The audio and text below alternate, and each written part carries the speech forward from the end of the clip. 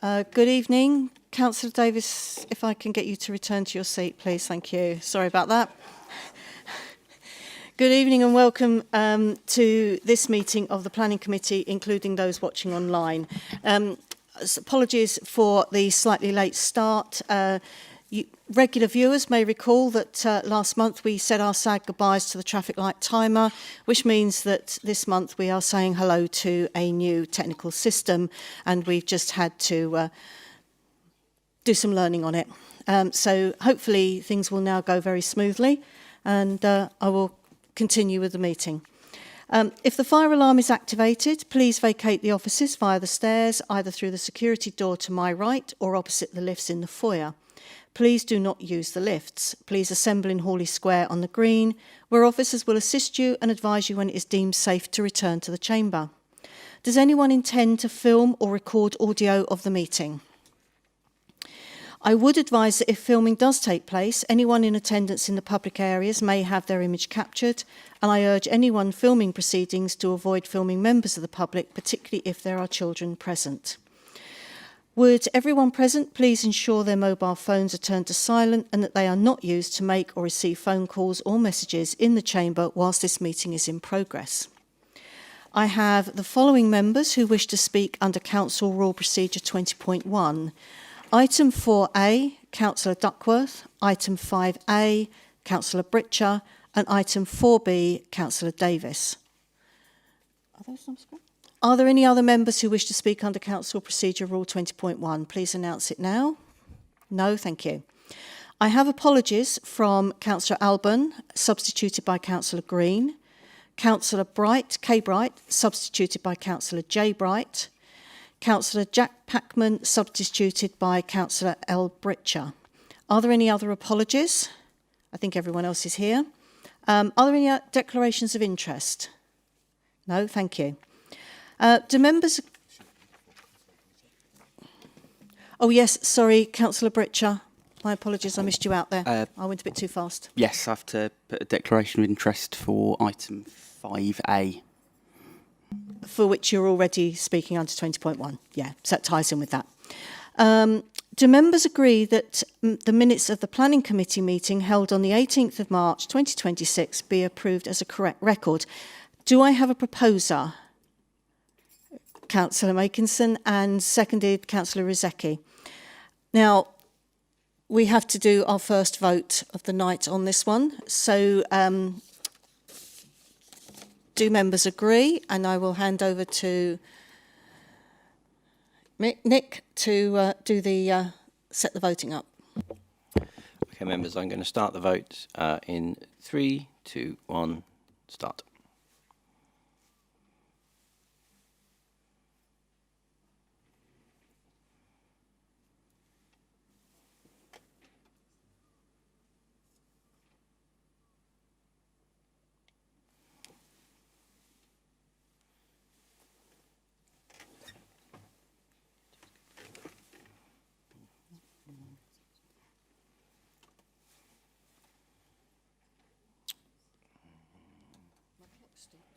There we go.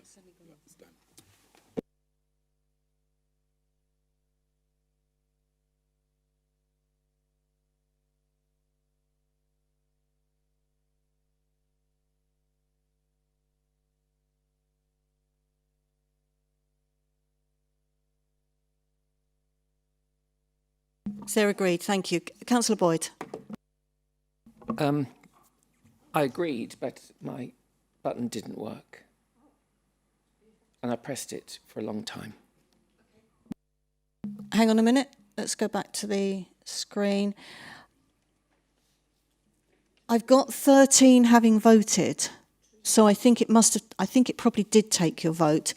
The two who didn't vote were Councillor Davis and Councillor Duckworth, who were not entitled to vote, but they are showing on there as total not voted is 2, but the total voted is 13. So your vote must have counted. So, yeah. Sorry. Yeah, on okay. my, okay. it didn't change colour at all. Yeah, it does take a couple, 2 or 3 seconds before it changes and the colour comes in. I'm not quite sure what's happening, but we'll watch yours, so we'll check yours as we go. Thank you. Councillor Green, you wanted to say something?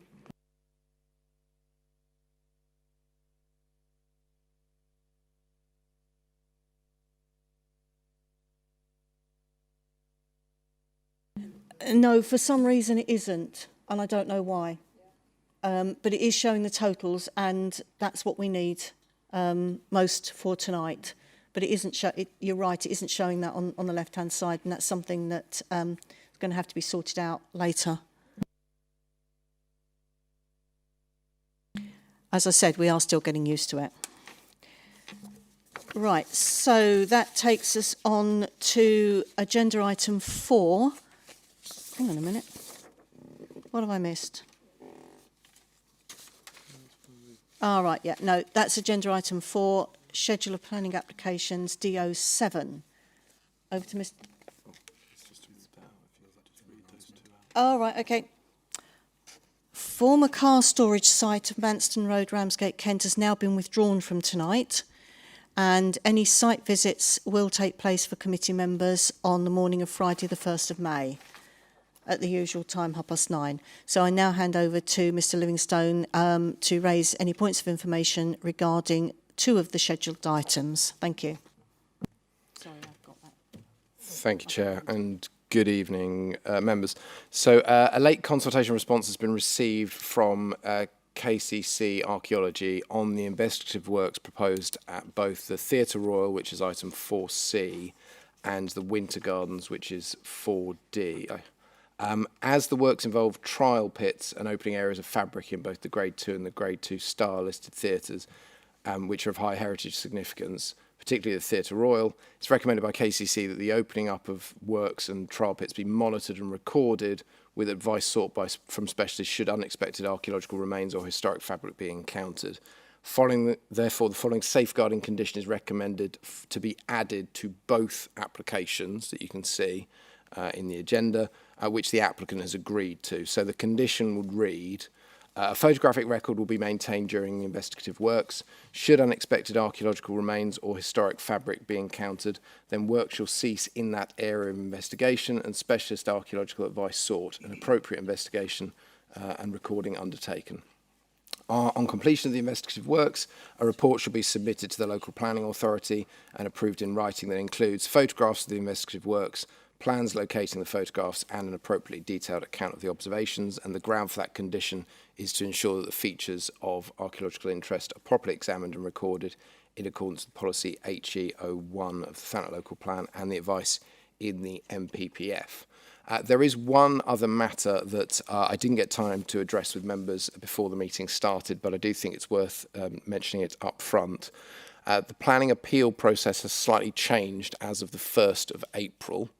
A planning appeal, as you'll know, have 3 different ways that they can be taken forward: a written representations appeal, a hearing, or a public inquiry. The majority of appeals are dealt with by written representations. As of the 1st of April, any new appeal that comes in the appeal is determined on the basis of the officer report and the minutes of a committee meeting, and there is no opportunity to submit an appeal statement. So, in those instances, for example, where members may turn around an officer recommendation to approve an application and you were to refuse it, then in those situations, if the decision was made on the night, then the appeal would only look at the minutes of the meeting that said the reasons for refusal, and it would also obviously look at the original committee report where we recommended approval. So we don't get the opportunity to elaborate on your reasons, your rationale, in an appeal statement. And we have had appeals which that's happened in. More recently, the 140 houses at Cliffsend, for example, that was actually a written representations appeal. It was turned around on the night and given reasons for refusal by members. So we wouldn't have been able to be given the opportunity to put an appeal statement in. So it's advised from officers that from going forward, that in those instances where you do want to change around our recommendation and you want to look at particular issues of planning matters to be considered as reasons for refusal, that what we do, as we have done in previous instances, is you defer it to us to write the report that then comes back with reasons for refusal and elaborates on your arguments that you've made, we are allowed then to submit that as a report that went into the determination, rather than the alternative, which is that we just don't get an opportunity to elaborate. So that's the recommendation. Obviously, that doesn't, I wanted to mention it up front in case there are any you wish to turn around. We would advise doing that because it gives the council a stronger position at appeal. Thank you, Chair. Thank you. So we move on to public speaking. Agenda item 4A, land west of Thanet, offshore wind, port of Ramsgate, Royal Harbour approach, Ramsgate. Public speaking. I don't have any members of the public, so it's straight to section 20.1. Councillor Duckworth, you have 3 minutes. Do we know? Thank you, Chair. The Green Campus is more than just 3 buildings. It is a strategic investment in Ramsgate's economic future. By transforming a site currently used for vehicle storage into a hub for the green and maritime sectors, we are fulfilling... Sorry, can you pull the microphone in slightly towards you? It's not coming through. And would you like to start again, and we'll start the timer from the beginning? Can you hear me now? Yeah. I've got to read it, so I'm going to be here. So is this all right, or closer? Closer? Can you hear me now? Yeah. Okay. Are you starting the 3 minutes? Okay.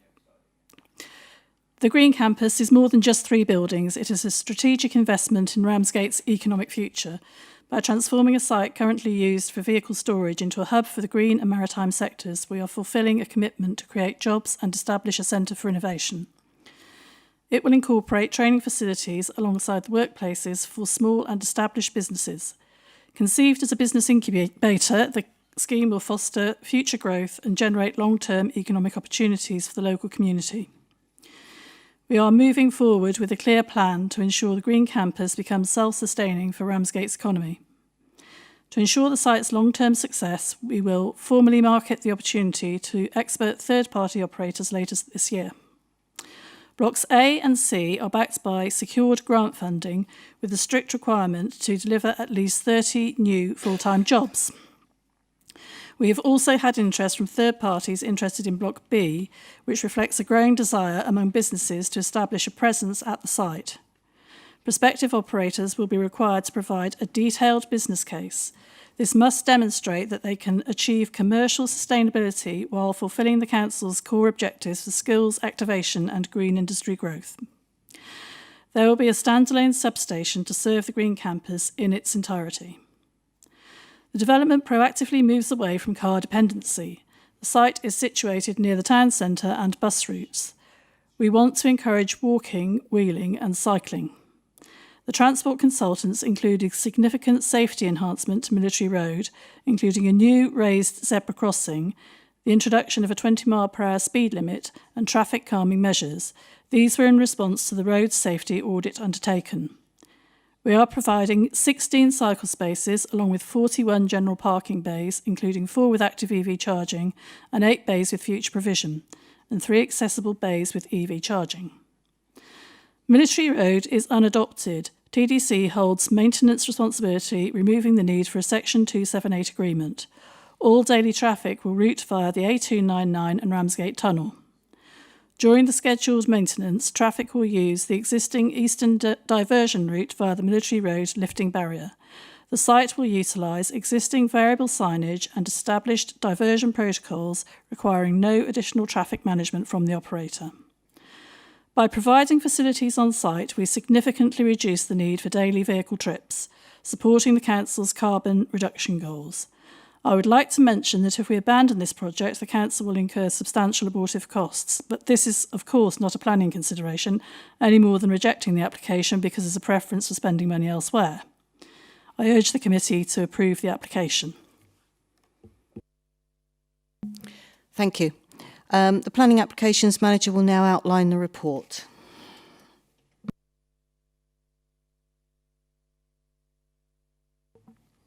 Thank you, Chair. Just wait for the presentation to appear.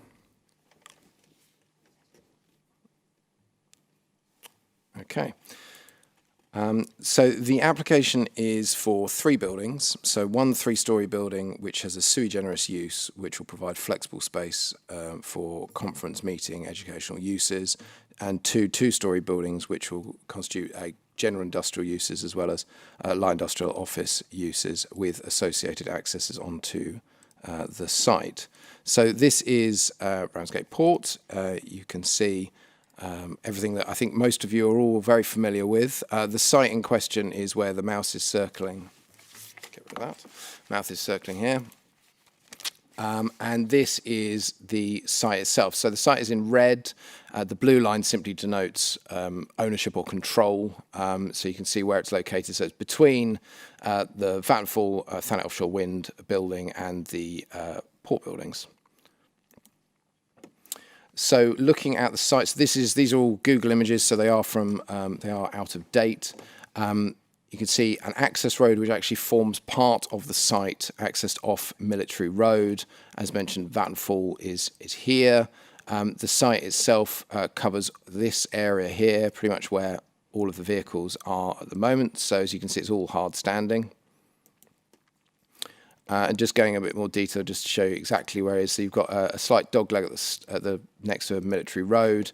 You can see the extent of the site runs down to almost the edge of the port buildings. So there is no sort of boundary on the ground that denotes the site. It is open on some of the boundaries.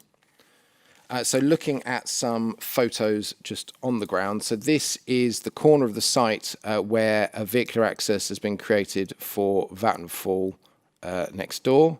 And then you can see the access road itself. So this part of is actually part of the site. So at the moment there's the fence around the majority of the site. So going inside this, just looking back then along the rest of Military Road. Inside the site itself, you can see it's hard surfaced at the moment with various crevices, etc., from where vegetation has grown through. Looking back then towards, you can see Royal Crescent above there. This is looking back. The site is on the right-hand side of this photo, and you can see the edge of the port buildings on the left.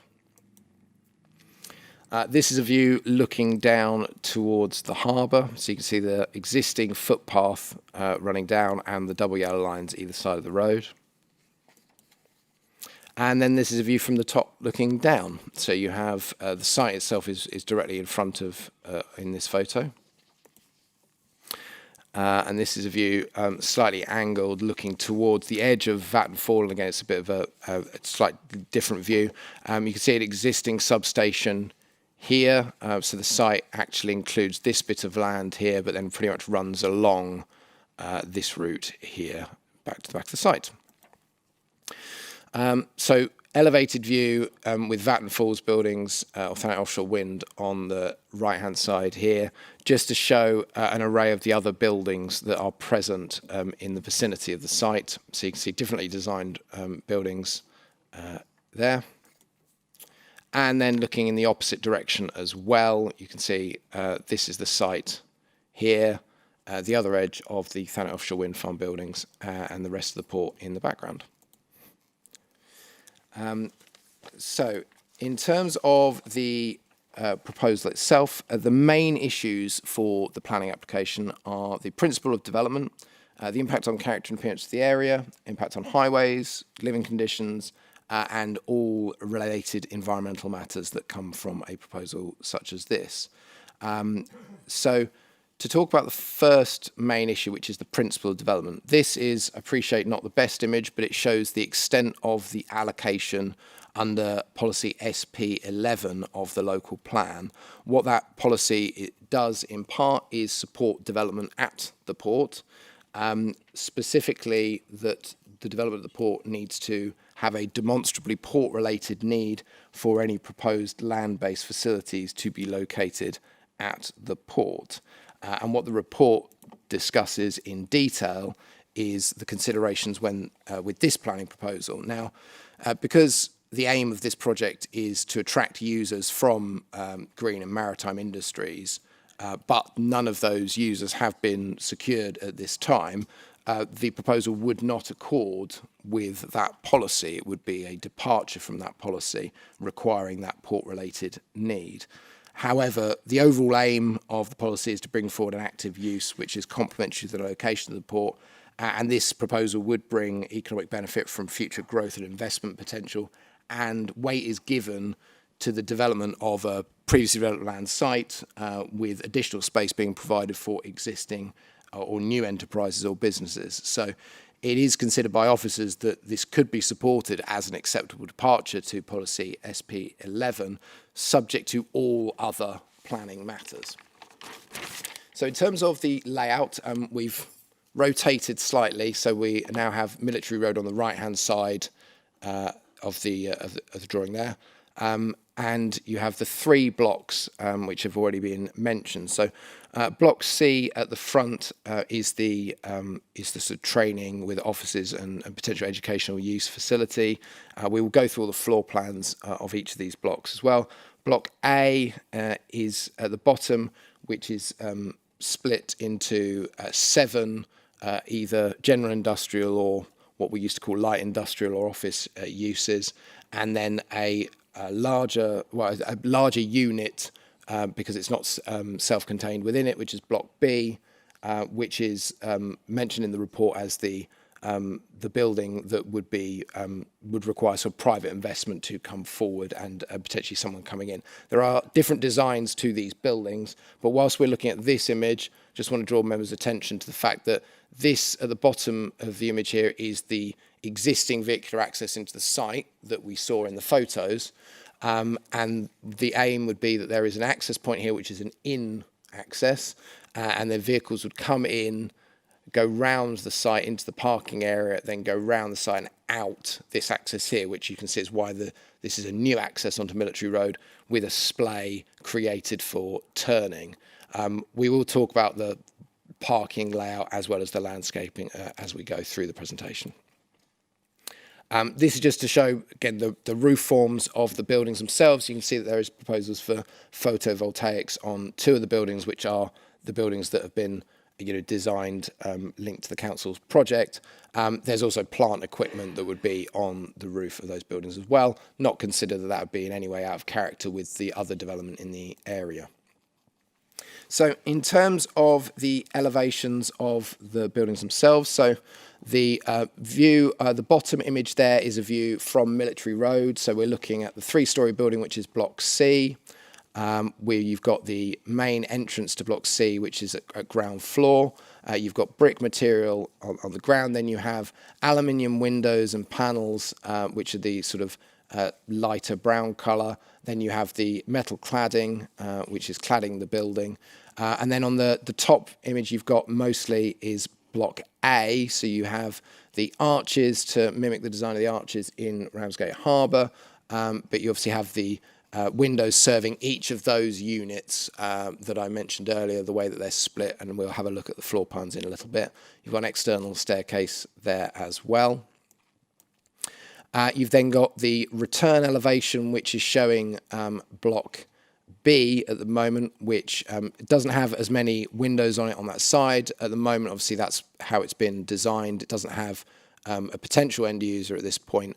And then the rear elevation, so this sort of shows those 2 wings almost in the foreground, with then the rear elevation of Block C, the taller building, set back with an internal courtyard. Also on Block B, you have a roller shutter door at the rear.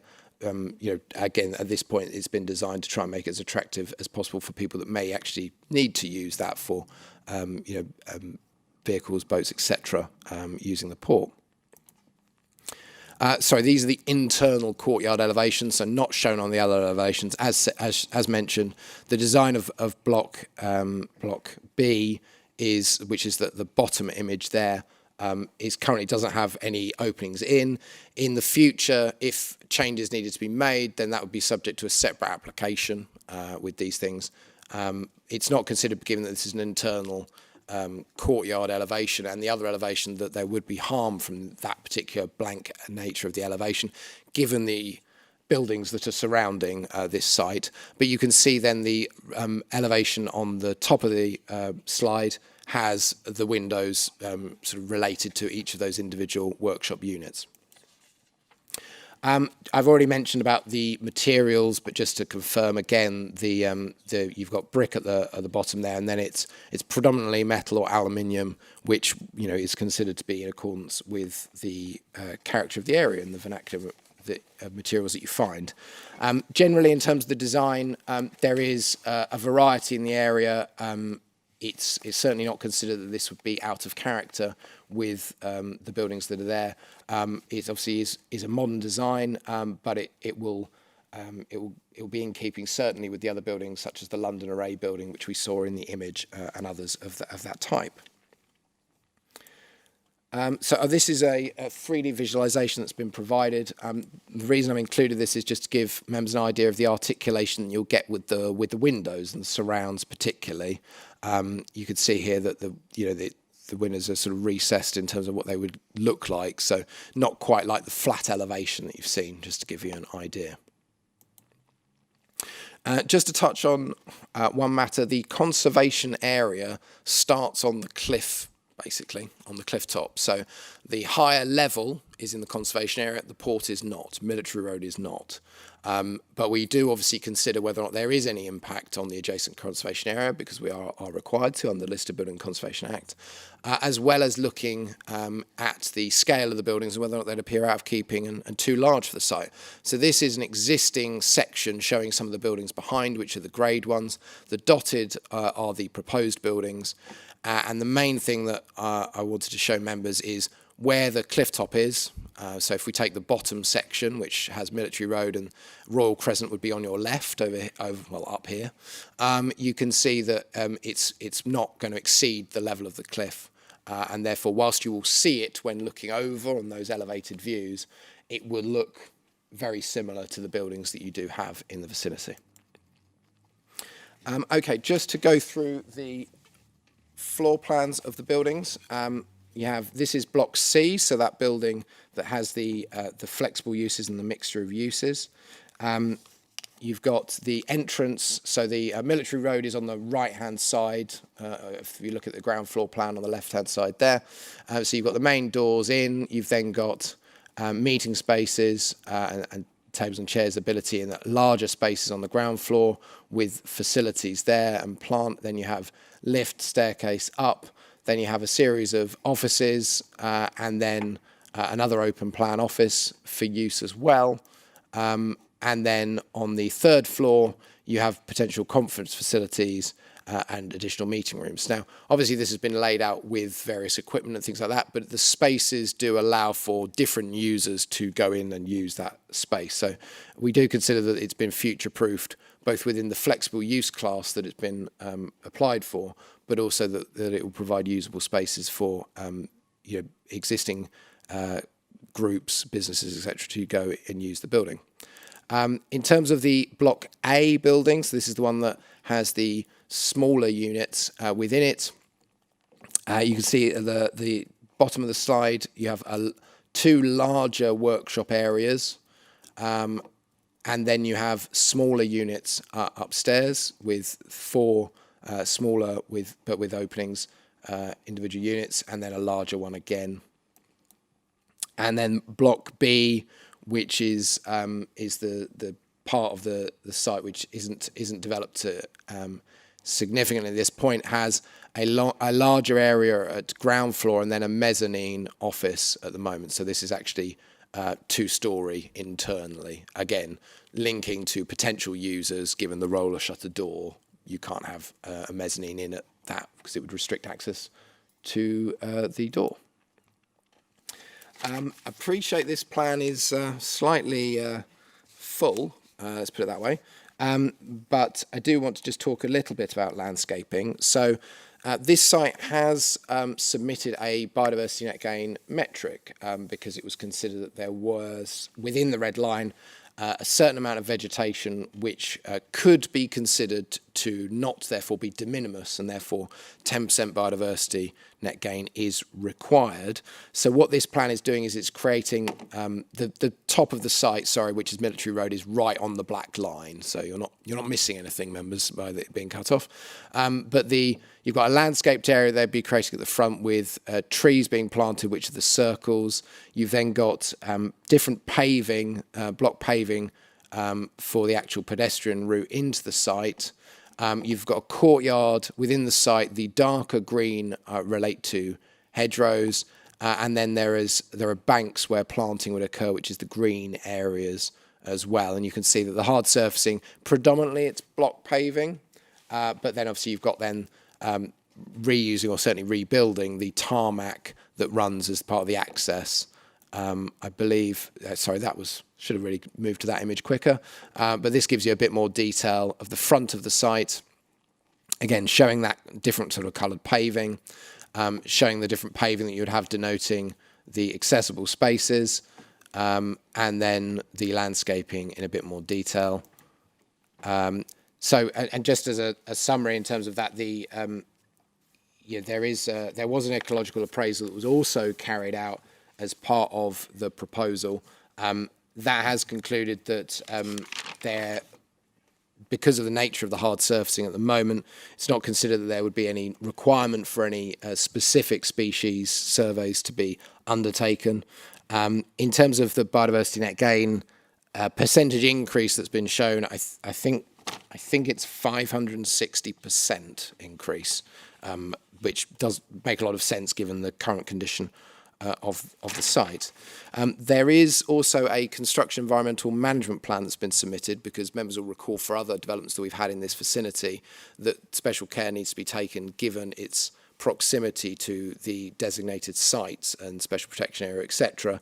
That has been submitted and has been assessed by KCC Biodiversity and found to be acceptable in terms of the measures that would be put in place for construction. So to talk about parking and highway requirements, as has already been mentioned by Councillor Duckworth, Military Road is a road not adopted by KCC Highways. It is maintained by Thanet District Council. And so therefore, Thanet hold the responsibility for that. We looked at the photos and saw the current pedestrian links that go to the harbour. It is predominantly considered that the majority of traffic would access the site via the tunnel. People will know about the barrier that you've got in the harbour, etc. So that is the expectation. But irrespective of that, we need to obviously look at what the highway implications are for the scheme. KCC Highways have still reviewed the application, and we have had quite a bit of back and forth and discussions about the amount of parking and the layout. So the proposal provides 41 parking bays, 4 accessible bays, 16 cycle spaces, and as well as that, it does include the orange are going to be electric vehicle charging points, with the blue spaces being the passive spaces that could in the future be used as well. So some of the concerns that were raised by KCC related to the amount of parking in terms of, because of the nature of the flexibility in the uses that are being provided, cases you have to look at it on a worst case scenario in terms of the amount of parking that might be generated. It is considered that there's sufficient parking that would be provided. However, the one concern that KCC have sort of continued to raise is, in the event that, say, conferencing facilities are used in Block C, that there could be an occasion where there are more visitors to the site, and whilst the site is located and does have pedestrian links into the harbour, which is served by close by to buses, there is a potential that everyone drives to the site. So on that basis, there is still provision for additional parking to be provided in this area here.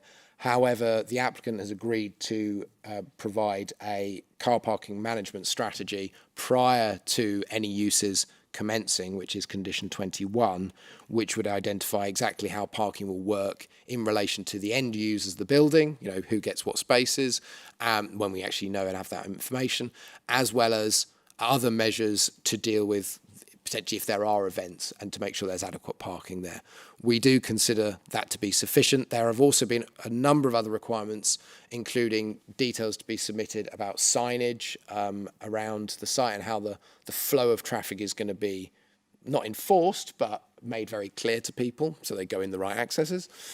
There is also another issue which you can't see on this plan, but we saw in the photo, which is Thanet Offshore Wind has a vehicular access point which goes actually onto the access road right at the bottom of the image here.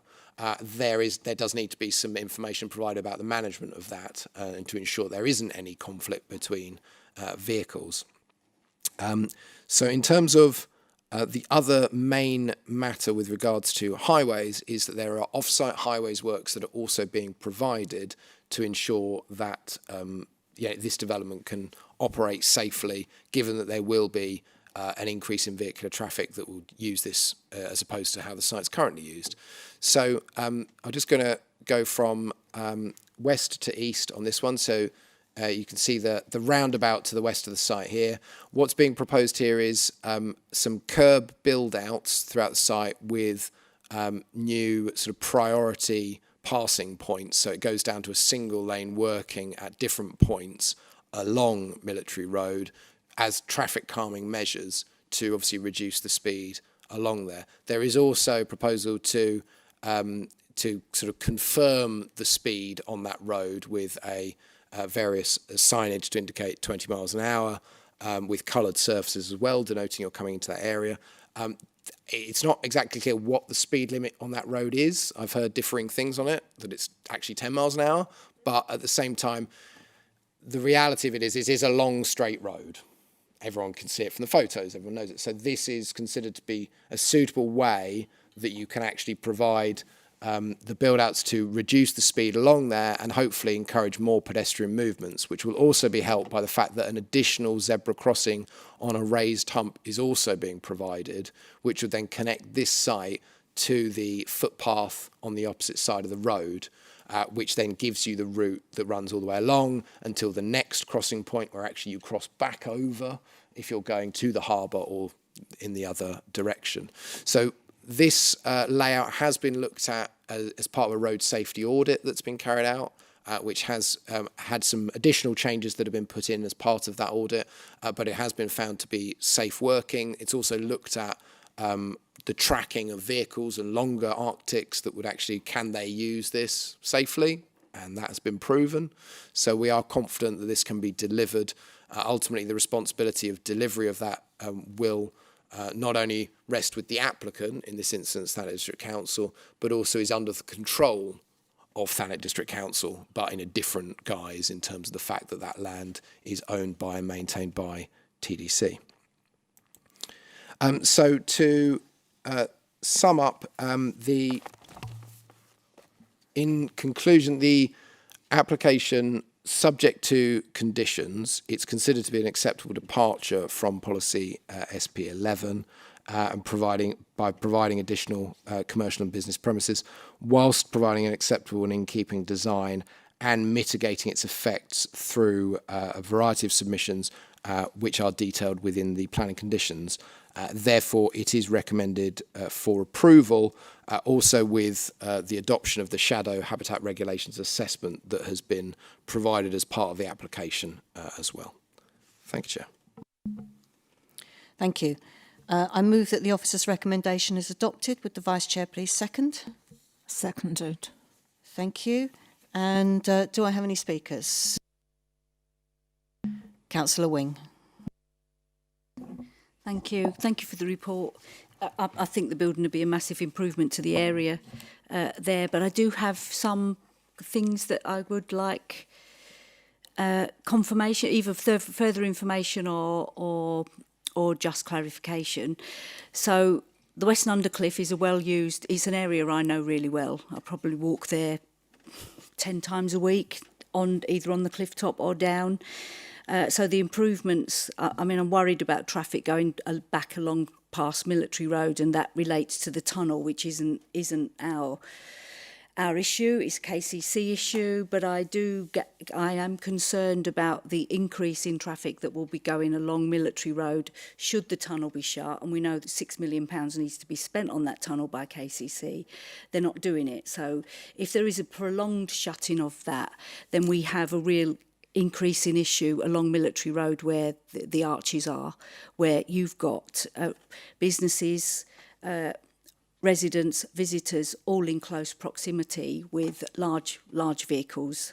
These are likely to be smaller vehicles, which would be better than having a cement truck going past you as you're walking. So I do have concerns with that issue. I also have concerns about runoff from the site. So where will the runoff from the site go? The ecological assessment, did it consider birds and birds that are nesting on the cliff, in the cliff? I think we've got formers there on the cliff, protected birds that were nesting on the cliff. So it's good to see that there is a construction plan that will hopefully consider that. And it's good to see that the biodiversity net gain is so massive, because there is nothing on that port of any significance. So it's good to see some trees introduced. But is there any way we can get some roosting points? I know biodiversity net gain doesn't necessarily, well, it doesn't include structures for animals, but we know we've got peregrines in the area, so putting a few peregrine nests on the top of the building wouldn't be a big ask, and it would also keep our pigeon population down. There is, it's great to see the improvements on our side of Military Road, because there is no pavement on one side, there is pavement on the other side, and it still can be quite dangerous at crossing points if you're there. But if you go beyond the roundabout, there's a roundabout, obviously where the roundabout is, that then leads up to the tunnel. There really needs to be some improvements there, because the increased traffic going to the tunnel will come into conflict with numbers of people coming off the cliff, and at the moment there isn't any proper crossing points, if that makes sense. There's a crossing point by the cafe, the building that's going up, but that could do with being more formally laid out to protect beachgoers. And they're sort of the main issues I have, Ian. They're sort of just concerns, rather than we're changing the nature of that bit, which is a good thing, but it also means that there is potential conflicts with existing users.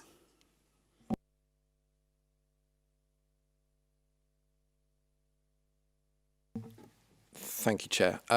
So yeah, just to come back on a few of the points, in terms of with the last point, in terms of the highway improvements that are being proposed, it's directly related to this scheme because of the nature of what's expected to happen with pedestrian movements. So it's expected, obviously, from the harbour that you might walk from there to this site. And in fact, that's actively trying to be encouraged. And similarly, that you would then walk back, because that's how you get to the bus stops, the town, etc. In terms of anything to the west of the roundabout, it's not possible to mitigate it by virtue of just the vehicle movements, because obviously as a port that would generate quite a significant amount of vehicle movements if it was being used at capacity. So it's not considered that we could request it through this application, but ultimately with the larger schemes that, and plans for the port, that I'm sure is something that's in the mind of, of the relevant department.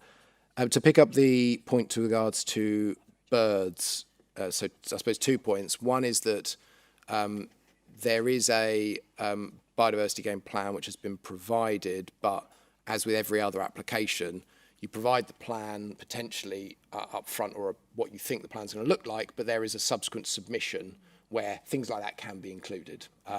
In terms of the actual construction itself, there are specific provisions put in place for noise-generating activities within the construction environmental management plan to make sure that the works occur at sort of outside of overwintering birds or breeding birds, at sort of times of year, and with certain boundaries, potentially having, noise suppression measures. Obviously, there will be some disturbance, but also it's about minimising the effect as much as possible. So there isn't like with any development in that area, you can minimise it, but it's to make sure it's not a significant effect, and it really is about making sure that it's in the right periods of time.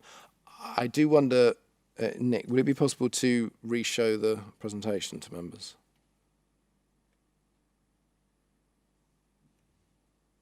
There we go. So in terms of drainage, because that's a matter that you raised, so the two elements of drainage that I think are most important for surface water is, one is potential runoff, and two is potential pollution contamination, so water quality. In terms of runoff, KCC, as the local lead flood authority, did raise some, I suppose, initial concerns about potential for runoff to increase. Although I think it's worth noting that obviously by putting buildings there, and given that it's all hard surfacing at the moment, there is an argument to suggest that actually the rate of flow is reducing by virtue of stuff falling on the buildings, going down, etc. Notwithstanding that, there is a condition which is put on for the detailed surface water information and scheme to come in. But what has been provided is a provisional drainage layout, which is what you can see. And I appreciate it's a technical drawing, so it covers foul as well. But what I just wanted to draw members' attention to is the dark blue square or rectangle here, which is an interceptor. So the idea being to ensure there's sufficient measures being made in terms of water quality, that there is a filtration and there is an interceptor that's there, because you have got vehicles using the site. Now, again, it is already a site that could be used by vehicles. So there is an argument to suggest that this is actually a betterment in terms of drainage. But there are provisions made, and there's there are conditions that are in place for that. I think that might be it. Yeah. Thanks, Nick. Anyone else? In which case, we will now put the motion for the officer's recommendation for approval to the vote. So I hand over to Mr. Hughes to set that up.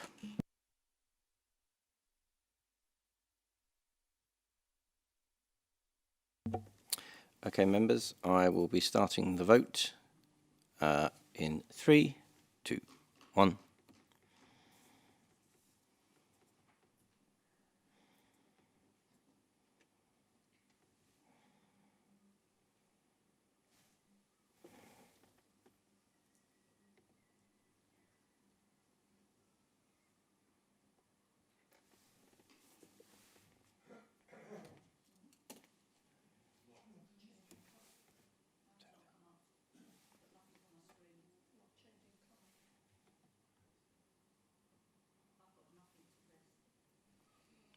Not voted. Okay.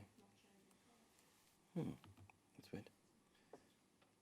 I'm going to restart I can redo the vote. Yeah, I think we're going to have to redo that because my vote hasn't taken either. So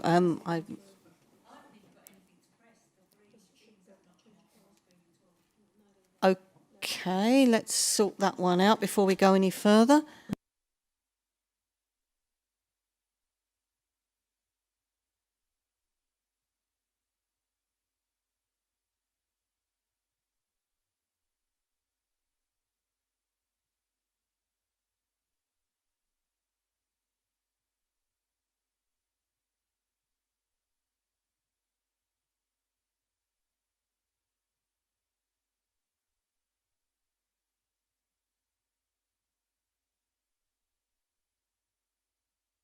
This.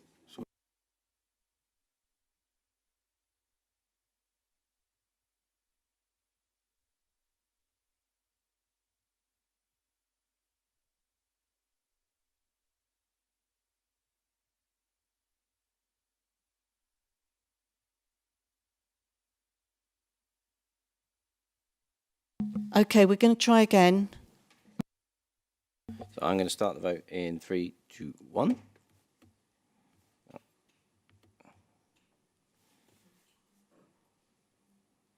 Nothing on my screen. Nothing at all.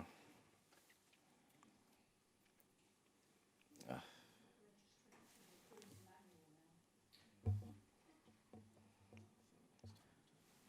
we'll just have to go with a manual vote, yeah. I've got nothing.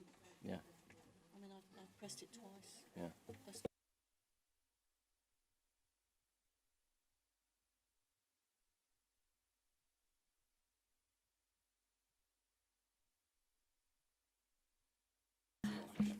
Okay.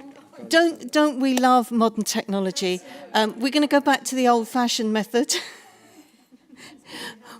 Would those in favour please show their hands? Ignore that, we'll go with this. Ignore whatever's there.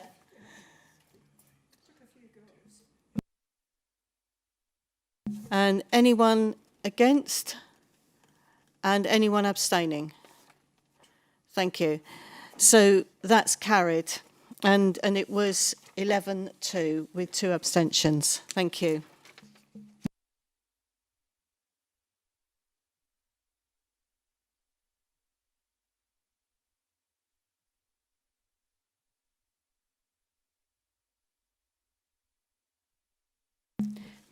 Right, so we're moving on to agenda item 4B, which is Little Cliffsend Farm, Chalk Hill, Ramsgate. Speaking under section 20.1, Councillor Davis, you have 3 minutes. Thank you. Thank you, Chair. I don't know if you can hear me. I'm not sure if I'm logged in or not. I have to basically speak on behalf of the 30-plus objections to this, because this is the 5th or 6th consecutive retrospective application by this applicant for works that are destroying agricultural land for who knows what purpose. We have repeatedly complained as ward councillors about what is going on here, and there's context necessary here, because why, you know, what's so difficult about you have to have permission to do something? What we're questioning is why these roads have been put in. Residents have been put to great disadvantage. They've been covered in filth. They've been disturbed by noise.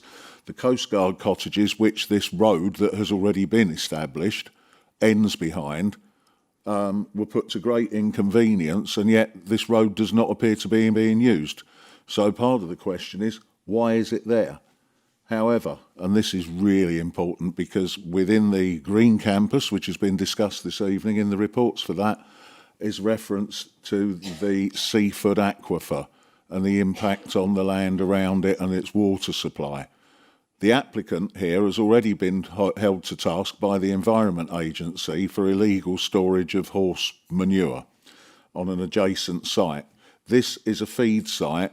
It's not Zone 1, but it's a feed site to the aquifer. And anything that affects that should be subject to an environmental impact assessment according to the rules. That's not been done. This applicant seems to think they can do what they like at anyone else's inconvenience and destroy arable land. This is not good enough. I would request that this committee actually do a site visit to see what is going on down there. There's a cumulative effect. 6 years ago, permission was given to destroy farmland, supposedly for the keeping of horses, nothing like the number of which are being kept or exercised on the land. Bunds were built, behind which masses of who knows what material have been deposited without permission, and this has not been dealt with despite our repeated complaints. Some of these fields are now 3, 4 and 5 metres higher than they were, containing who knows what material, but contained behind the bunds, which appear magically. Who knows what these bunds are built of, but at a recent site visit with directors of this council, we found huge amounts of broken tarmac and old road surfaces being stored on the site. This is not normal agricultural practice. We've had feedback saying, oh, they're moving material around. This is normal on a farm. This is not normal. Councillor Davis, you are beyond your 3 minutes. In which case I will finish fairly quickly, please, Chair, and thank you for your indulgence. However, there are also references to the proper development of the area. This is not a development area. It is not in the local plan. The farmer is trying to do a deal with Furnham's and build on adjacent land, and we believe these roads are nothing to do with anything innocuous, but a step towards the destruction of valuable, best arable farmland. Please do not allow this, and look into what is really going on a cumulative basis, because none of the conditions... Councillor Davis, please, you are now almost 40 plus Thank seconds you for your over. Thank you. indulgence, Chair, but I think I've made my point. So I'm going to hand over to the Planning Applications Manager to outline the report. Thank you, Chair.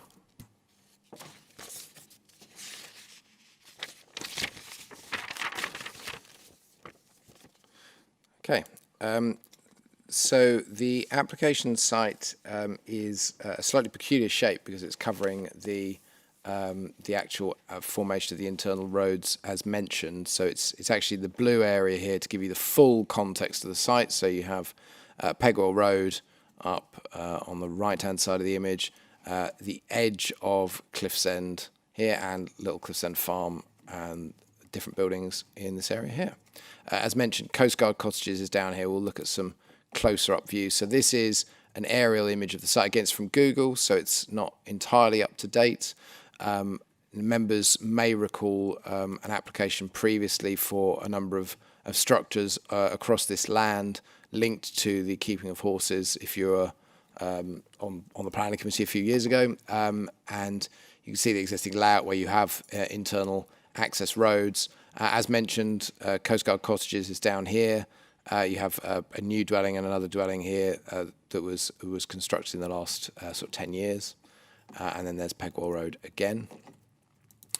And then this is a sort of isometric view from Google. So this was actually taken when one of the roads in question was being constructed.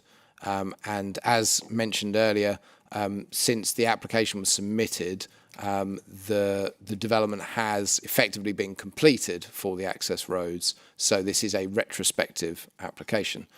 As members are very familiar with, whilst it is always regrettable when people do things without planning permission, it's not former part that should be given any weight in the determination of the application. It simply must be considered on its own merits. So a bit more of a detailed view of where the roads that we are talking about are that have been constructed. So you can see it runs around the back of the Coastguard Cottages and then sort of is mirroring some of the other access roads around there. It's probably a bit easier when we look at it on the ground. So with Coastguard Cottages, you can see that there is a sort of, a boundary without using a different phrase around here with the trees. And then you've got this white strip here, which was one of the accesses.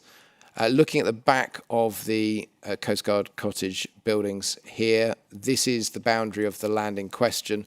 As we'll see from the images in a minute, the access roads have been constructed the other side of this this boundary. So these are the accesses at the rear of those properties. This is a view looking back in the other direction. So you can see the some of the structures that are present for the keeping of horses. And then this is just the corner looking at, again, those properties there. So you can see they've got the access round to the back of their houses. So this is, again, some of the horses there. You can see some of the structures that are there and the existing trees, etc. And then a view back all the way towards Coastguard Cottages there. And so this was before the access roads were constructed. And again, that boundary as well. So then looking at, going back down here to see, you can see this is one of the roads that's been constructed. You can see it's the other side of the fence. You can see it's unsealed, but hard surfacing. So that runs to the fence line, internal fence line has moved. That's a view then from this looking back the other direction. This is then further back, looking all the way back towards Pegwell, all the way along. You can see some of the structures that you have throughout this whole site. And then this is actually, sorry, slightly out of order. This is the edge of one of the properties on Coastguard Cottages. So you can see it sort of wraps around where the boundary of the land is. And then that's just another view just showing how it's been constructed up to that boundary line. So looking at this area here, which is where the rest of the access roads have been created. So this is an image showing where it was partially complete on one part, but wasn't complete going up to the north of the site. And then subsequently that has been completed with obviously this sort of going up to the right-hand side. So in terms of the main considerations for the application, so we are within the landscape character area, so we do have to consider the landscape visual impact of what has occurred. It's not considered that this does result in a wider impact on the landscape character area. The land itself, as mentioned, as you can see, isn't in agricultural use as such, but in terms of what's actually occurred, in the report it outlines how that the works that have actually occurred are reversible in terms of whether there is loss of best and most versatile agricultural land, although obviously the vast majority of that site has been gone through the planning process to change its use to the keeping of horses. But again, that was considered acceptable because it is reversible and therefore it's not building houses across farmland, for example. In terms of other considerations that the report goes into, the living conditions have been considered in terms of the Coast Guard cottages. Whilst obviously it's been mentioned that the roads are not in active use, it is formalising a route, and therefore we have looked at whether or not there are going to be additional movements that could cause noise and disturbance. Given the nature of the use of that land, it isn't considered that there would be significant harm by virtue of movements that may well occur to the various structures for the keeping of horses that are around there. We have had consultation with the coast and engineering team, or Foreshore's team, looking at issues of coastal erosion with regards to runoff, just to ensure that there's no potential for an increase in runoff to result in any impacts on coastal erosion.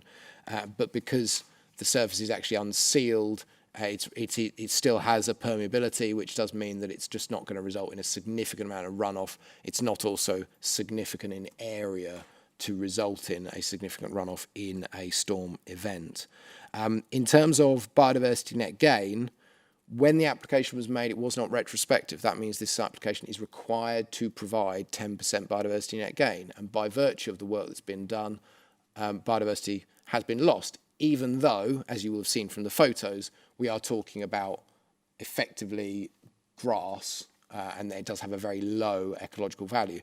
But notwithstanding that, it's still a requirement that it has to provide 10% net gain. So what has been put on is there is one condition that's been put on, which is that within 6 months of the development potentially being approved, because it's retrospective, they have to submit a habitat and management monitoring plan to outline how they're going to provide B&G on the wider site. Now, it could be a case, if they wished, that they could do off-site credits to get up to the 10%. However, off-site credits are much more expensive, frankly, than doing something on-site, which they can do. So the condition has been put on, and that's what their intentions are. The condition's been put on to resolve that matter. Overall, it is considered that the proposal itself would not result in landscape harm, and we have looked at the other issues with consultees to do with drainage, ecology, biodiversity net gain, and subject to the condition with regards to the habitat management and monitoring plan, the application is recommended for approval. Thank you, Chair. Thank you. I move that the officer's recommendation is adopted. Would the Vice Chair please second? Seconded. And do I have any speakers? Councillor Garner. Thank you. Yeah, thank you very much. Just a couple of things. I do remember the planning application that came in for the change of use for keeping of horses, which included the formation of access routes for horses and agricultural vehicles, sand school, lunge, vehicle parking area and bunds. So it sounds to me like when we approved that application of change of use for the keeping of horses, we also approved the necessary changes that were required to enable them to keep them horses in the form of access routes. So I'm a bit confused why they've now decided they needed more access routes in addition to the ones that have already been done to enable them to keep horses. So that's my first concern. Another concern I have, or another question I have maybe, is you mentioned about, and I'm getting all this information that I'm asking about from the report, not anywhere else, you said that we shouldn't take into consideration, you know, the fact that this is retrospective ones are allowed. But in fact, the report does say that intentional unauthorised development is a material planning application, or would be a material planning application. So for that not to be taken into consideration, I assume you're saying that they haven't intentionally gone about this before getting planning approval. And I think you did say that actually they put in the planning application after they'd started building the roads or constructing the roads, but in fact they carried on constructing the roads after the planning application had been submitted. So that sounds a bit intentional to me, but I guess that's a matter of opinion. Now, I think another main concern or a significant concern I've got, I've heard from Councillor Davis when he spoke that there are reports of things being dumped there, you know, broken up tarmac and various other bits. And in the back of my mind, I'm concerned that we, by approving this without going to sea, by approving this, we're, whether intentionally or unintentionally, allowing the building of these roads to make it easier for people, whoever they are, to dump stuff down there behind the bunds. Or now, I'm not saying that is what's going to happen, but you know, I'm sure we all watch Newsroom South East and even BBC One News within Kent, where there are areas that get suddenly a load of stuff dumped that then cost hundreds of thousands, if not millions, to clear up. Now, I'm not saying this is the case here, obviously, but I am saying that before I can approve this, I think I personally need to be assured that that isn't the case, and that I'm not going to be helping that to be happen. So I do think that it would be an excellent idea for all of us to go and have a look at the site, so to give us a bit more, to have a proper look, and then give us time to think about it before we decide that we are going to approve, because we know this is a good application. And sorry, there is one other question. I saw on all the pictures, obviously the previous application we approved was around the keeping of horses. When whoever it was went down to take a load of pictures, did they see any horses?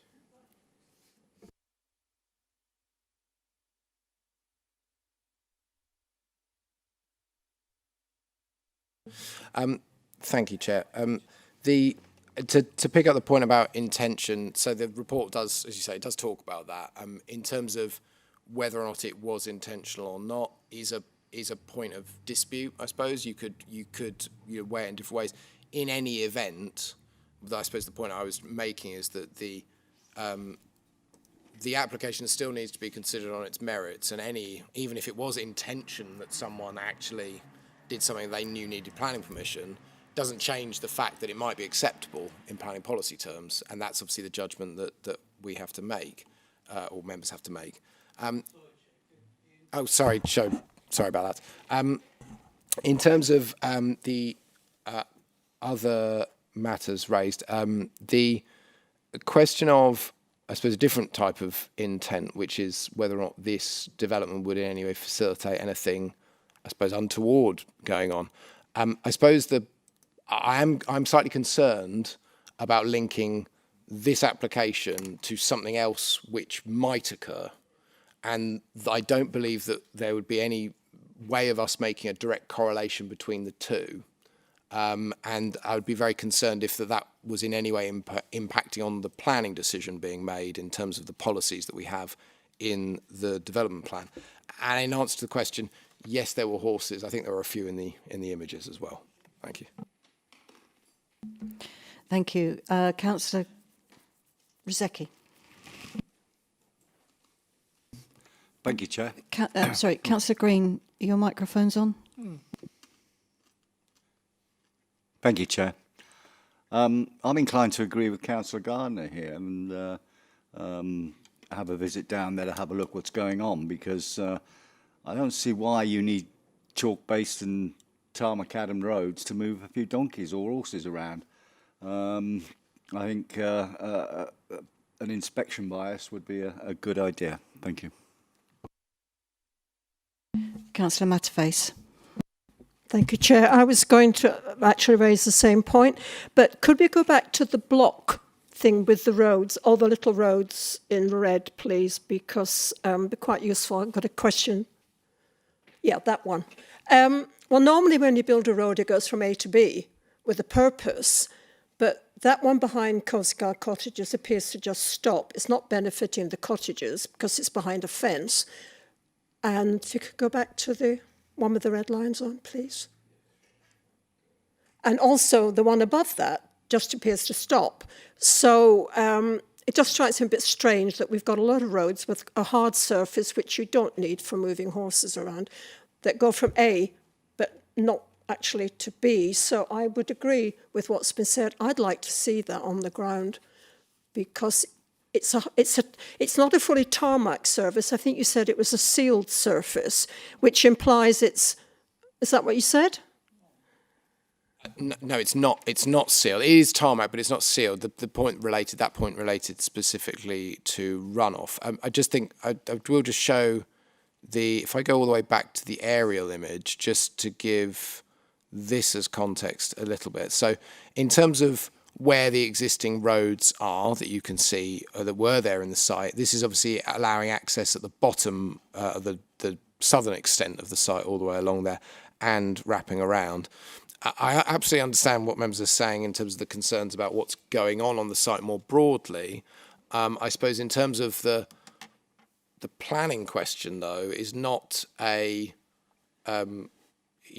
doesn't question arguably the reasons behind why someone is doing something. It's about whether or not the actual physical thing they're doing is acceptable. So whilst I agree on the face of it that there's a route that goes around the back of Coast Guard cottages, there's no reason for refusal that we could say that even if they never tell us what they're doing, is it harmful, is the question. So on that ground alone, I think it would be just a bit of, again, it's a slight concern about the purpose of the visit. I think that, we are aware of the site, and as Councillor Davis has mentioned, we are very aware of the site because of issues that have been raised, such as this development coming forward as an application and the Buns and various other applications in the past. But it doesn't change necessarily the determination in terms of the policies that you would look at for this application in Officer View. Councillor Wing. Again, if you drive past this site, they actually keep the verges to this site spotless. They litter pick and they cut the verges. I think there has been an impact on that part of Thanet because it sticks out like a sore thumb. Really, doesn't stick out as bad as a housing estate would, but there's definitely a difference across that landscape. Instead of it being farmland, and there's clearly been a lot of work going on that site. Clearly there's been a lot of work going on that site, and also the other side of the road where the circus appears every now and then. So I would actually welcome a site visit just to see the site from inside the site, because we all see it from the outside of the site, but we don't see the inside of the site. Yeah, that's all I'd like to say.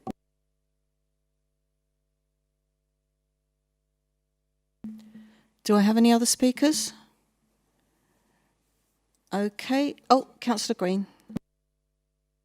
I just wanted to ask, does the application say why they want the roads? I mean, it's just indicated for the existing use of the land, which is for keeping horses and moving stuff around. But no, it hasn't got any more detail really than that. And again, dare I say it as well, it doesn't necessarily matter if there aren't any harmful impacts on policy in terms of again, that's the officer view in terms of that. Councillor Wing. Could I just, this is a clarification point about change of use and land. So if this goes from agricultural to to the use for horses. It's not allocated in the local plan for housing, but in the future, does it make it easier for non-agricultural land to be much readily allocated or brought forward for future housing allocations? So there are been a significant number of applications across this site anyway to change it from agricultural land to the keeping of horses. So in terms of it's not in an active agricultural use. Of course, that is a primary concern. I know a number of the residents, and you'll see from the public comments that the concern is about, well, what does the future hold for the site? It is difficult to, I'm not going to certainly issue a proclamation about whether or not it makes it easier or not. Ultimately, any decision about development on this site is subject to all of the normal things and normal considerations of both policy or in terms of, you know, anything in the local plan. It's just like any other site, and I don't believe it would cause an impact on those judgments being made about whether or not it's suitable or not. I've got Councillor Matterface first and then Councillor Green again. Thank you, Chair. I'm just reading the proposed development, the explanation of this. The track, I'm not sure which one it is because there seem to be several, is stated to be in connection with the maintenance of southern perimeter and access which has become blocked by development along the footpath from Pegwell Road. But it still doesn't end up anywhere, does it? Can you explain that so we can all understand a little bit more? Because it refers to it as a track, not a road. Yes, it was. Sorry, Chair. It was a track. The public footpath. I think I've got it on. Well, actually, if you can. Oh, you can't see it. Sorry, Nick. Would you be able to pop the plan up again?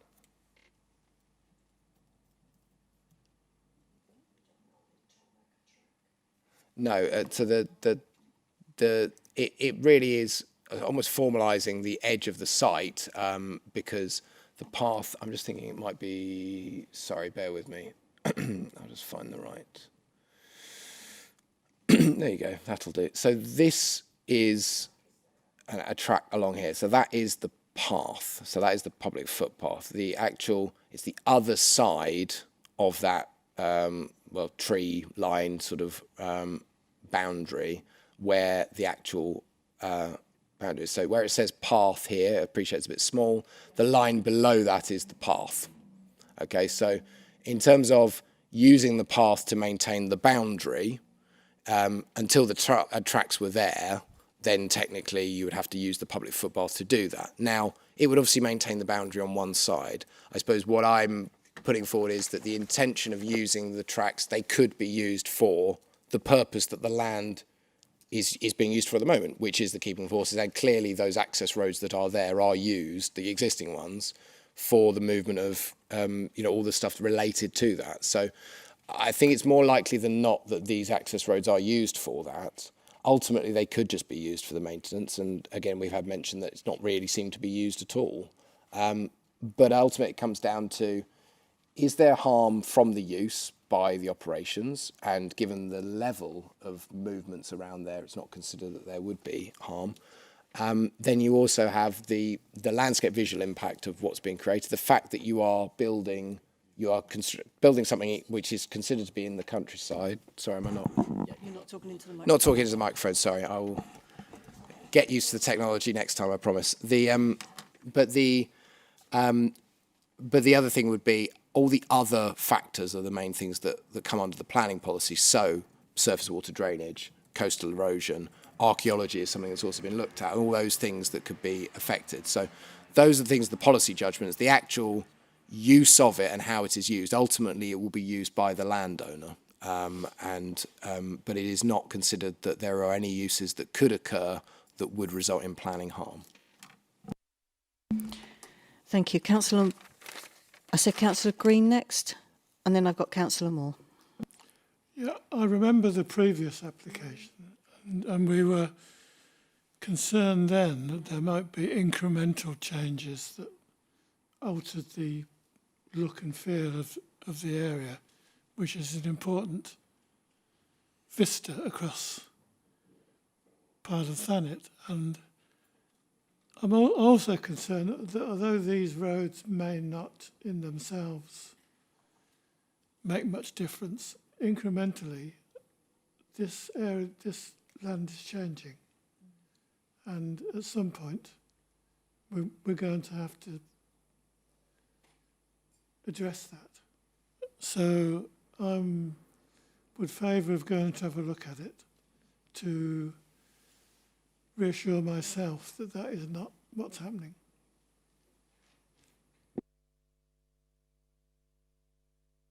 Councillor Moore. Yes, thank you, Chair. So the only negativity here is the biodiversity, from what I can see. You're saying that there's a negative they've got to reintroduce in some way, manner or form.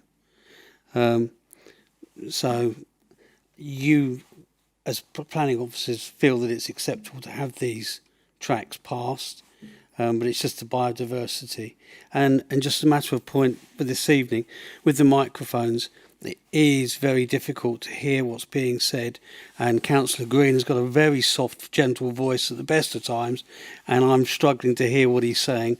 So we all need to be mindful that we use the microphones more diligently. Thank you, Chair.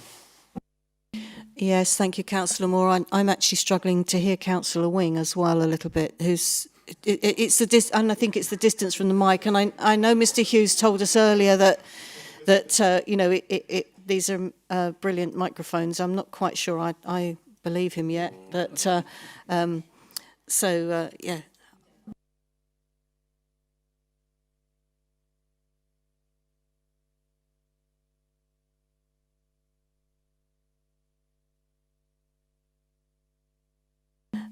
So do I have any other speakers? In that case, we will now put the motion for the officer's recommendation for approval to the vote.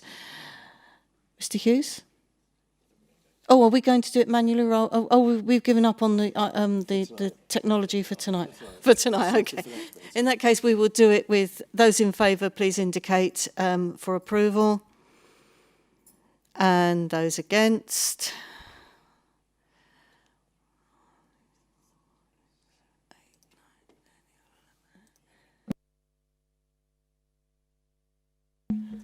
Okay, so that's lost. Do you want to just immediately put forward a site visit and get a second? In which case, I'm going to propose immediately a site visit. We had several suggestions for it.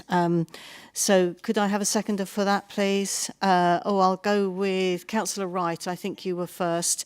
Those in favour of a site visit? That's carried.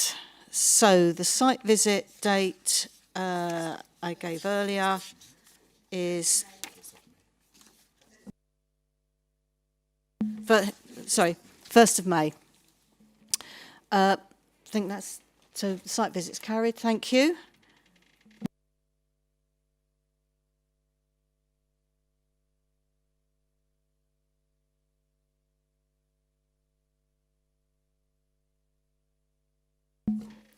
Okay. In which case, we are now moving on to agenda item 5A, which is the application for 75 Ramsgate Road, Margate. Before we actually start that, Councillor Britcher, I need you to move over there, please. Thank you. We will pause for a moment while you do so.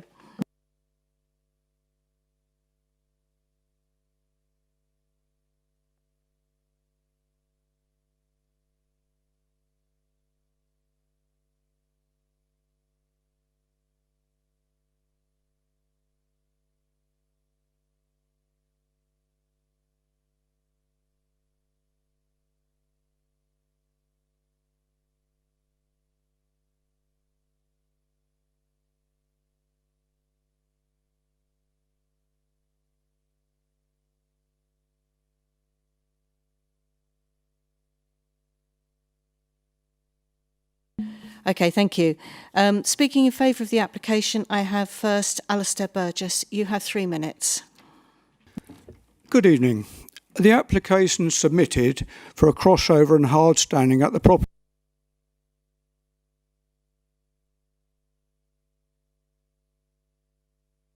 included all the space to the front of the property for the parking that is available. the width being 6 metres, the depth being 6.1 metres, with a crossover width of 4.5 metres. We'd like to make the committee aware the reason we're pushing this so hard is the facility is for the owner who is disabled. And you will all know that parking in this part of Margate is extremely difficult. And with all the new houses being built, it's only going to get worse. Between the traffic lights moving north to Buckingham Road, we observed 22 crossovers that did not have ability to turn within the property, and a further 2 that might have. We also observed towards the north of end of Ramsgate Road, where the double lines stop, there is constant parking across the footpath. Despite this, looking on the website crashmap.co.uk, over the last 5 years, there have been no reports of accidents between the traffic lights and Buckingham Road. The report refers to vehicles possibly overhanging the footpath, but this is not the case in this application, as the depth from the front of the footpath to the front of the house is 6.1 metres. It also refers to the slope of the garden.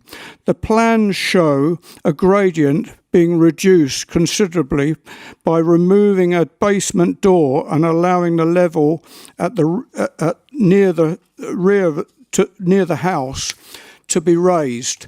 This door is not original, and there are 2 other exits, so escape from the basement is not compromised.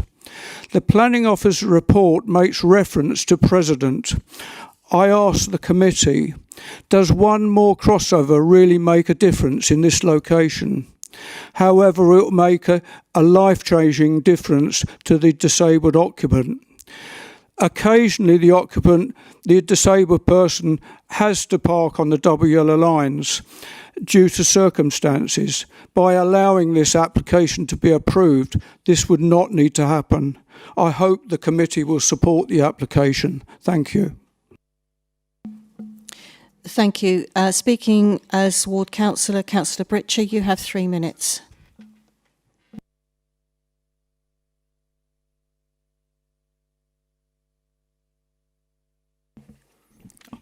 Thank you. So yes, I'm also speaking in favour of this application. So the applicant is a blue badge holding disabled person who lives at the property. Has previously applied before, which obviously KCC have come back with their comments, and they've previously asked for the driveway to be at least 6 metres wide for the entrance and have a parking space for at least 2.5 times 5 metres, and both of these are provided by the current application. They've also said, obviously, due to the nature of the road, they want the cars need to be able to enter and exit driveways in a forward gear. I visited the property myself last week just to actually see it. And yeah, the plans, I think, do provide enough space for a car to turn around. You need to do a 3-point turn, but obviously if you've got a driving licence in this country, you do need to have been taught how to do that. If anyone is still unsure, I would recommend visiting the site itself just to actually see for yourselves. And I'd also say that the plans put forward for this property are more in keeping with the recommendation from KCC than several of the other driveways that exist on other properties along the same stretch of road. And obviously, as mentioned before, there haven't been any crashes recorded due to the driveways in other places, which are, again, less in keeping with the higher recommendations. So yes, I'd urge members to support this application, and if not, at the very least, go and actually see it to better judge for yourselves. Thank you. Thank you. I now need to ask you to leave the room and wait in the members' room next door. We will call you back after the vote has taken place. Thank you.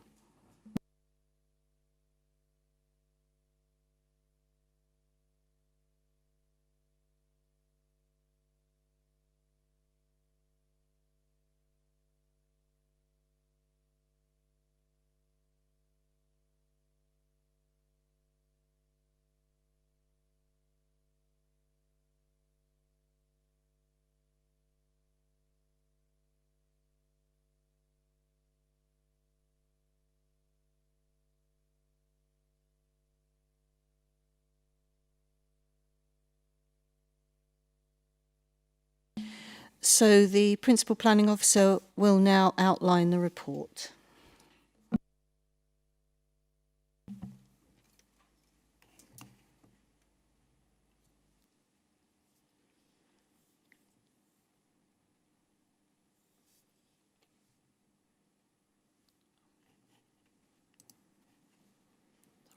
Right, thank you, Chair. So here's the site outlined in red here. This Margate Road. To the bottom here is the traffic lights, which is a 5-way junction. This is a classified A road, and the proposal is for a new dropped curb to this property. So this is the property in this location here.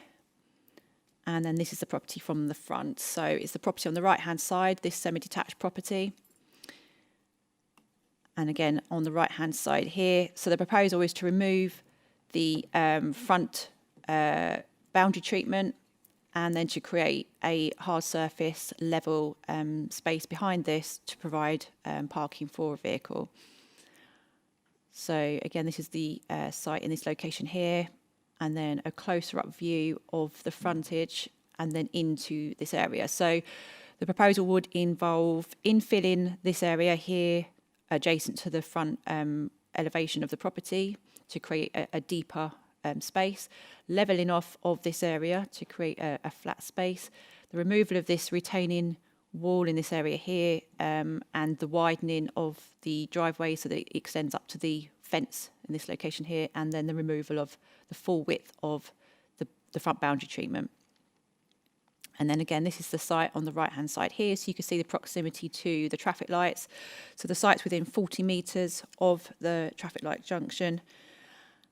And then again, this is the site here. So you can see that from these photos, there are other properties that do have drop curbs and parking areas to the front. I'll show you an aerial view of that later on, just to show the comparison of those versus this site.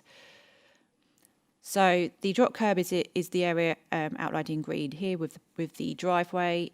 This is the existing front garden. So you can see this is the area that was to the front of the building where there was, which will be infilled. This is the front boundary, and this was the wall that was going to be demolished.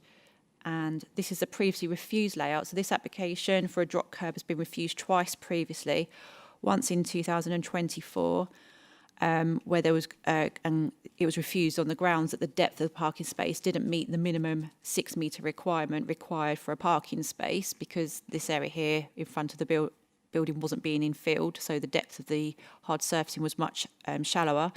And then in 2025, it was refused again on the grounds that the development doesn't allow for turning within the site to allow for vehicles to enter and exit the site in a forward gear.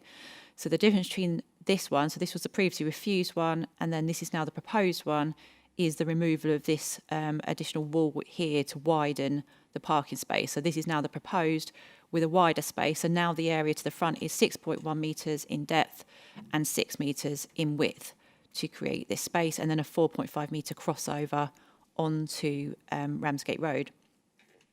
This is a section of the front garden that's existing. So this is the front of the house. This is the front boundary wall. And you can see currently this was the slope that you saw in the photo. And then this is a proposal. So it would be the levelling off of this frontage, the infilling of the area in front of the property, and the removal of the front boundary wall.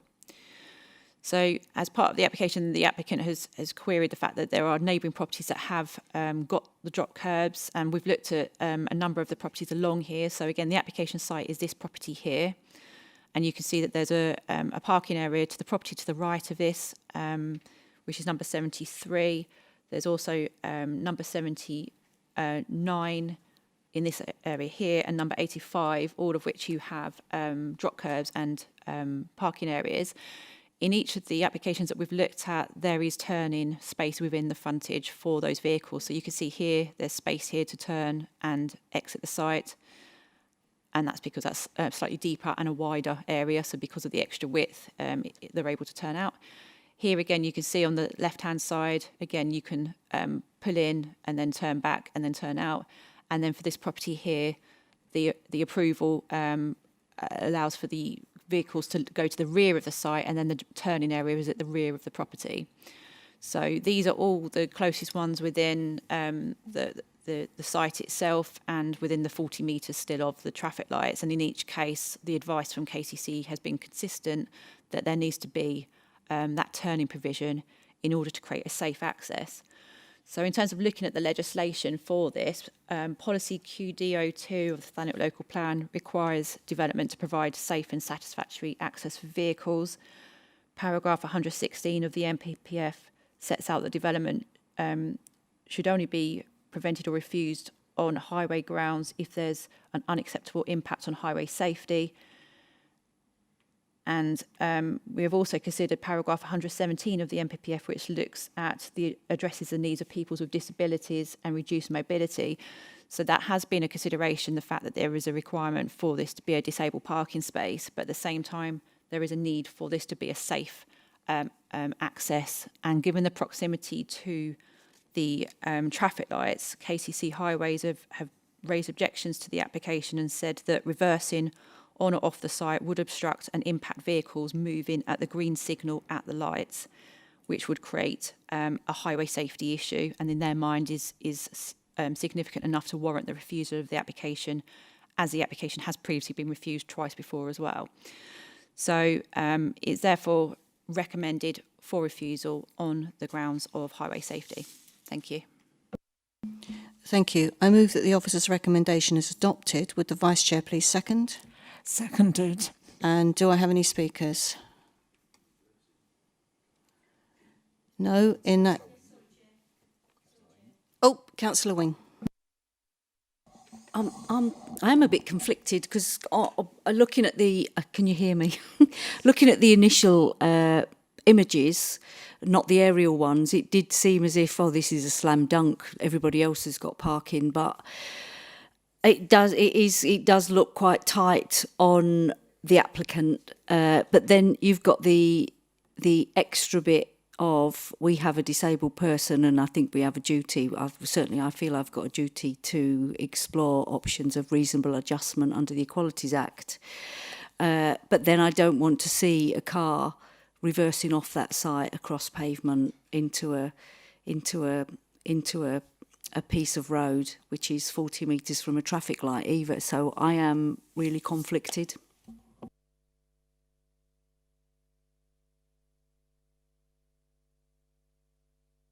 Councillor Moore. Yes, thank you, Chair. Obviously, this property is further away from the lights, where you've got the other properties that have got driveways. And granted, they have got turning circles. They can go to the rear of the property to turn round. But saying that, highways have refused it because they don't like him reversing on or off. I would be objectionable if he was reversing off, but I wouldn't be objectionable if he reversed onto his driveway so that he could drive off. And again, I do agree with Councillor Green, not Green, is it Green? It's Wing, sorry, Councillor Wing, I do apologise, that obviously we've got a duty of care for disability requirements. So again, I'm in two minds as well. Thank you, Chair. Do I have any other speakers? In which case, two minds or not, we will now put the motion for the officer's recommendation for refusal to the vote. And we are doing this by hand, are we? So those in favour, please indicate for refusal.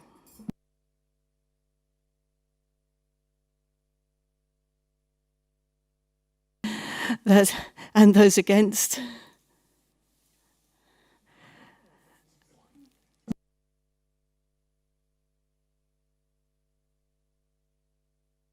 In which case it is carried.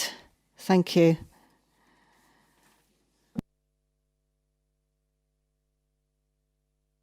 So the decision that's been carried is that the application is refused.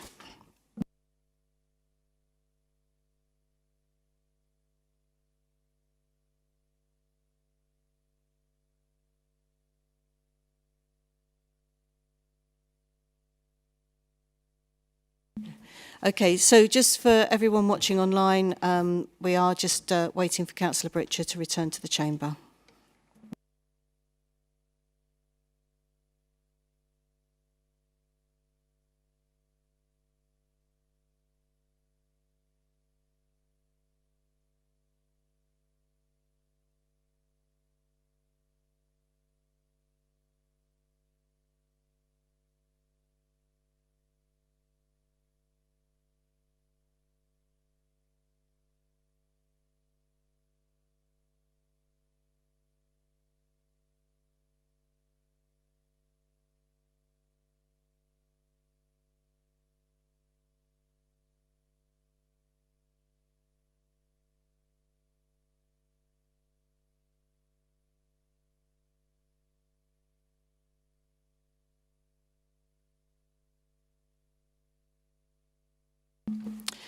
Thank you.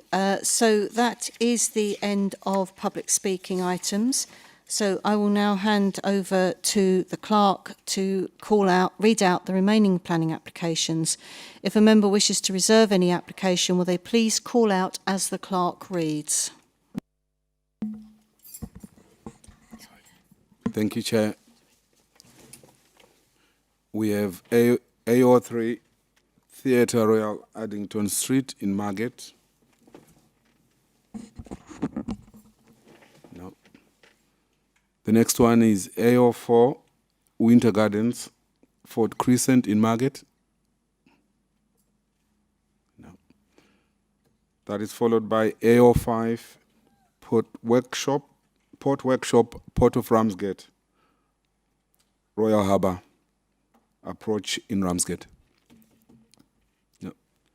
And the last one, Chair, is DOH Elmwood Farm, Elmwood Avenue in Broadstairs.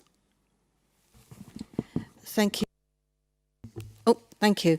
Can I have a proposer to move that the applications that have not been reserved be determined in accordance with the officer's recommendations? Proposed by Councillor Ozeki, seconded by Councillor Moore. Do members agree? Thank you. For the benefit of the public, I will call upon the clerk to read out the applications that have been determined. Thank you again, Chair.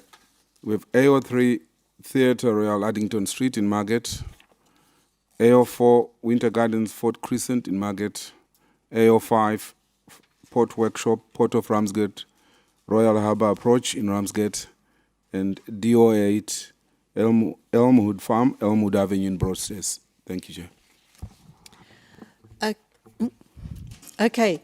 I appreciate that some people think we are now about to finish, but we do have agenda item 7, which is the Lawful Development Certificate, 31 Margate Road, Ramsgate, application for refusal. Is that right? Yes. Thank you. Handing over to the Principal Planning Officer. Thank you, Chair. So this is an application for a Lawful Development Certificate. So the consideration for members is whether the proposal complies with the criteria within the General Permitted Development Order and is a matter of fact and degree, and we are not considering the planning merits of the proposal. So the proposal is for a dropped curb. It's in this location here where the outline of red. So on this aerial view, it's in this location here, and it's where you can see the gates. So you can see the gates, but there's no dropped curb at the front, so it's creating that access into this area behind. And then again, this is the view from this side. So this is on to Winstanley Crescent, which is this road here. And then this is inside the site, and then another view from here. So the considerations that we've looked at, so they're proposing a dropped curb in this location, and then the resurfacing of this area. And you can see the boundary walls that currently surround the site, so the former boundary wall in this location here, and the boundary wall and the fence to the either side, which is a relevant matter to this application. And then this is the front boundary here. So again, this is the outline of the site, and then this is the existing layout with the existing front boundary treatment. So that was the fence you saw in the photos and the wall either side. And then this is the proposed layout with the drop curb and then the turning area within that space. And then this is how the front would look. So the gates would go and the opening would widen and the wall would be reduced to less than 1 metre in height. So we've had a legal view on this proposal. The concern with this in terms of whether it's permitted development that's been raised by legal is that the site in this location here doesn't form part of the curtilage of an existing dwelling house. From the evidence that's been submitted, it appears that this wall was the boundary of this property here, and then you can see there was a fence in this location here, and originally it appears that this land may have formed part of the property on the right-hand side, but then last year this site has been purchased with this piece of land, which are both under different title deeds, and therefore this has now been used as part of the garden space, but is not considered that it has previously been part of the curtilage of the property. And therefore, the view is that this would actually need a change of use to be used as garden land in association with this property. On that basis, the fact that the site is not considered to fall within the curtilage of the property, the actual hard surfacing would not be viewed as lawful, as the GPDO sets out that these rights apply only where the hard surface is incidental to the enjoyment of the dwelling house, and therefore the land needs to fall within the curtilage of the dwelling house for this to occur. In terms of the widening of the access, the demolition of the front wall would be viewed as permitted, and the erection of the new front wall would also be permitted as it falls below the 1 metre in height, and therefore would comply with that section of the GPDO. In terms of the dropped curb, that wouldn't be permitted, as again it needs to be in conjunction with another form of permitted development within the GPDO, which would normally be viewed as the hard surfacing, which, as I previously said, is not considered to be permitted because of the fact it doesn't fall within the curtilage of the property. And therefore, on balance, the evidence has not been submitted to satisfy to us that the use of the land is lawful. There are also inaccuracies with the plans that have been submitted. The works for the hard surfacing and drop curb are not considered to be lawful, and therefore it is recommended that members refuse the application. Thank you.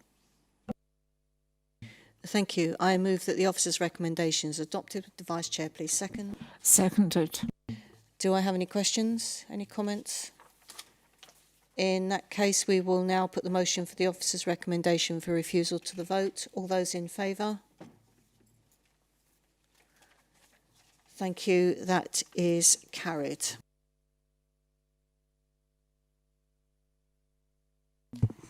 In which case, that now concludes the business for this meeting, and thank you for your attendance and good night.